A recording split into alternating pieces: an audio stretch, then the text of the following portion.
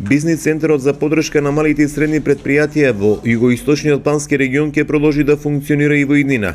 Досега услугите на овој центар ги имаат искористено голем број фирми за зголемување на својата конкурентност. Ова беше констатацијата од тековното работење на бизнис центарот кој нуди поддршка и консултативни услуги не само на малите и средни предпријатија, туку и на граѓанските здруженија и локалните самоуправи во југоистокот.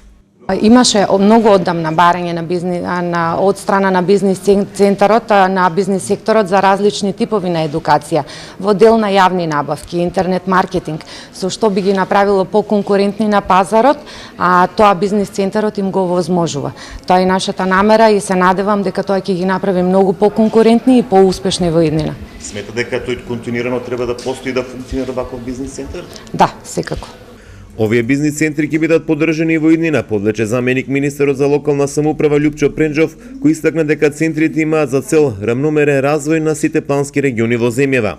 Ова е приоритет и преку нас како локална самоуправа континуирано го зголемуваме буџетот за регионален развој, така што од претходните 14 милиони денари, оваа година имаме веќе 25 милиони денари, финансираме неколку проекти, помагаме во изградба на мост помеѓу општините Босилово и Ново село.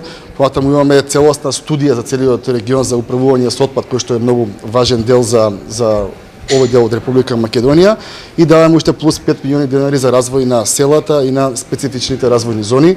За првиот човек на югоисточниот плански регион Иван Франгов, бизнис центарот е од голема важност бидејќи малите и средни предпријатија најмногу отвараат нови работни места. 95% од предпријатијата во Македонија се мали и средни предпријатија кои што се всушност тие кои што отвараат реални работни места. И ако ние со помагањето на овие предпријатија да може да дојдат до поблиски информации, дали се работи за локација, дали за законски прописи, и помагаме да го зголемат своето производство и бројот на работните места, сме ја постигнале целта. Паралелно со функционирањето на бизнис центарот беше промовиран и извештајот за работењето на Центарот за развој на југоисточниот плански регион за 2015-та.